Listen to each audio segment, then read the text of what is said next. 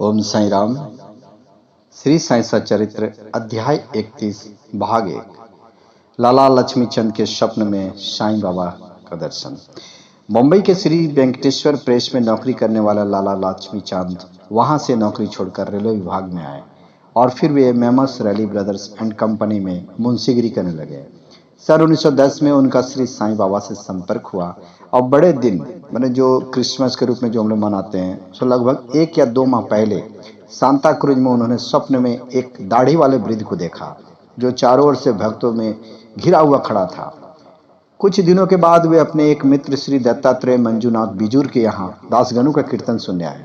दासगणु का ऐसा नियम था कि वे कीर्तन करते समय श्रोताओं के सम्मुख श्री साईं बाबा का चित्र रख लिया करते थे। लक्ष्मी चंद को वह चित्र देखकर बड़ा अचंभा हुआ, क्योंकि स्वप्न में उन्हें जिस वृद्ध के दर्शन हुए थे उनकी आकृति भी ठीक इसी चित्र का अनुरूप हुई थी और इससे वे निष्कर्ष पर पहुंचे कि स्वप्न में दर्शन देने वाले स्वयं शिरडी के श्री साईनाथ ही थे।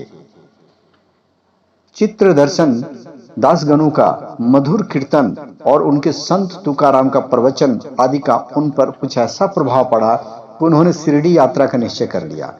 उसी रात्रि को लगभग 8 बजे उनके एक मित्र शंकर राव ने उनका द्वार खटखटाया और शिरडी चलने को पूछा तो लक्ष्मी चंद के हर्ष का पारावार न रहा और वे तुरंत ही शिरडी चलने को तैयार हो गए।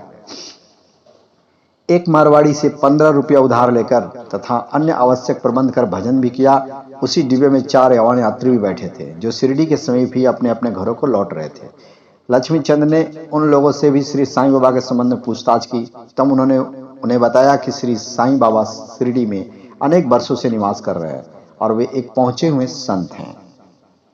जब वे कोपरगांव पहुंचे तो बाबा को भेंट देने के लिए कुछ अमृत खरीदने का उन्होंने विचार किया, लेकिन वे वहां के प्राकृतिक सौंदर्य को देखने में कुछ ऐसे तल्लीन हुए कि उन्हें अमृत लेने का ध्यान ही नहीं रहा। परंतु जब वे शिरडी के समीप आए तो अचानक उन्हें अमृत खरीदने की याद आई। इसी बीच उन्होंने देखा कि एक वृद्धा टोकरी में अमृत लिए तांगे के पीछे पीछे दौड़ती चली आ रही है। यह देख उन्हें तांगा रुकवाया, उनमें से कुछ बढ़िया अमृत खरीद लिए। तब वहां वृद्धा उनसे कहने लगी, कृपा करके शेष अमृत भी मेरी ओर से बाबा को भेंट कर देना। यह सुनकर तत्क्षण ही उनके विचार आया कि मैंने अमृत खरीदने की जो इच्छा पहले से की थी, जिसे मैं भूल गया था, उसी इस वृद्धा ने पुनः याद दिला दी। श्री साईं बाबा के प्रति उनकी भक्ति देख हुए दोनों बड़े चकित हुए और लक्ष्मी चंद ने यह सोचकर कि हो सकता है कि स्वप्न में जिस वृद्ध के दर्शन मैंने किए थे उन्हीं की कोई एक रिश्तेदार हो और वे आगे बढ़े। इसी के साथ भाग 1 संपन्न होता है। आप लोग खुश रहिए, सुखी रहिए, स्वस्थ रहिए और बाबा की जय जयकार कीजिए। ओम साई राम।